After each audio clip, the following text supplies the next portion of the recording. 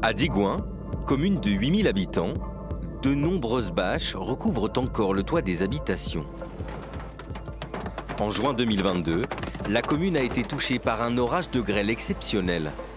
Bibliothèques, écoles, gymnases, 40 bâtiments publics ont été sinistrés.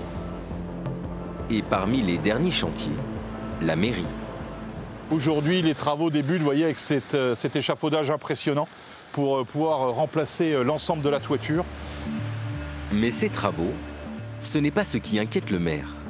Après expertise, le montant total des dégâts s'élève à 3 millions d'euros pour la commune. Régulièrement, nous avons toujours des infiltrations d'eau.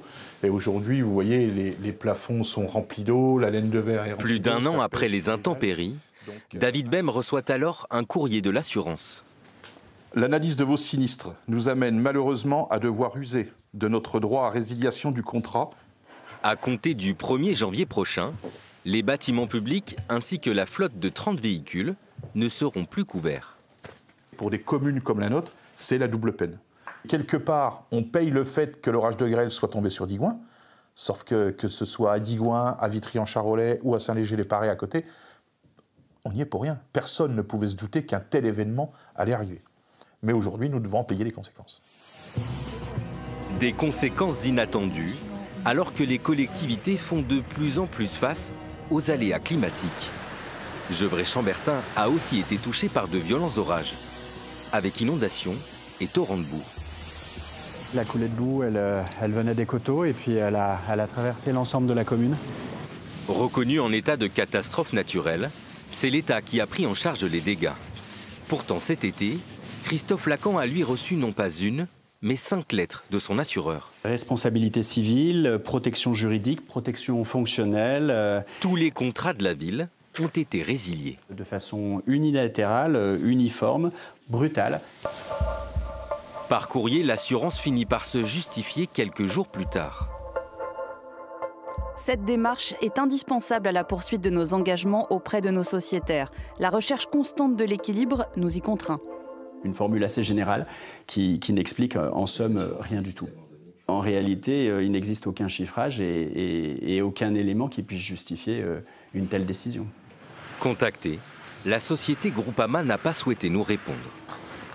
Comment allez-vous ? La ville a désormais 3 mois pour trouver une nouvelle assurance, sans quoi elle serait obligée de devenir son propre assureur. Évidemment, ça n'est pas envisageable parce que les protections, elles sont générales.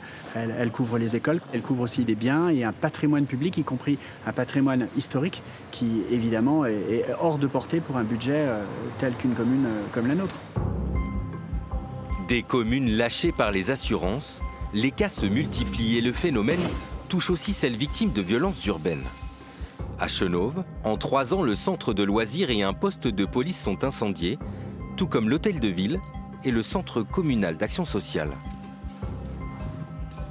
Le feu est parti d'ici, donc cette porte, bien évidemment, maintenant est sécurisée.